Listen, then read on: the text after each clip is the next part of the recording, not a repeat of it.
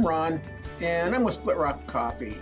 And today what I want to do is I want to talk a little bit about the difference between just a generic coffee. You know, you go to the grocery store, you buy it for $7 for a can, a bag, whatever, and a gold standard. A gold standard of coffee, it's made up of higher quality bean.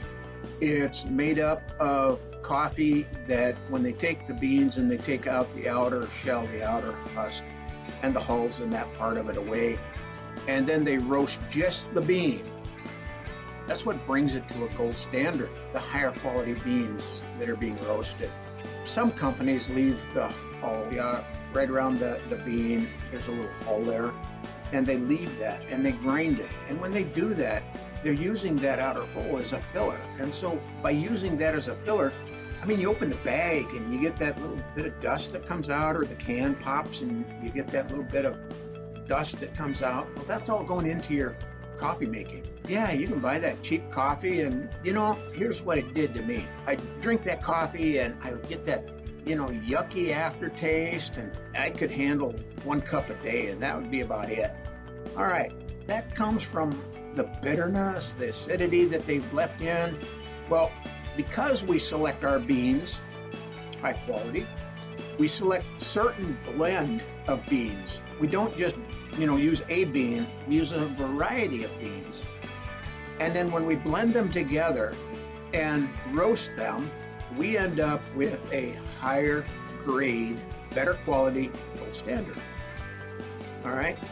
So now you have the people that tell me all the time, oh, I got to have my coffee. I got to have that caffeine. I got to have that, you know, that rush of lots of caffeine. That's why they drink Monster drinks and, you know, all that, because they want all that caffeine. Well, what we're doing is we're blending a coffee that is smooth, low in acid, and not bitter, so that when you drink it, you actually crave it. You can drink Split Rock coffee all day long, and you don't get that upset stomach, you don't get that yucky feeling. You get that actually a craving where, you know, you just enjoy that cup of coffee all day long. Now, what I was getting at, people that have to have that rush, they think, okay, they go in and they buy buy the darkest roast that's there. Go to the gas station, go to the cafe and get the dark roast and think they're going to get their caffeine high off of that. The dark roast has the least amount of caffeine. In fact, you see, when they start roasting the beans, what's the first bean that comes out of the roaster? The light roast, medium, dark, and decaf. Okay, so the way it works is that when they take the light roast out, because they've roasted it the least, it has the most caffeine. The decaf comes out last, but you know, we're talking light, medium, and dark. When you usually go in and buy a cup of coffee, if you're looking for caffeine, you're not buying decaf.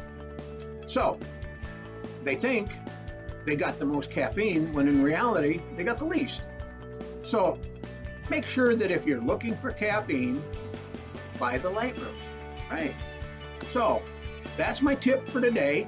Caffeine, light roast, smooth, low in acid, Split Rock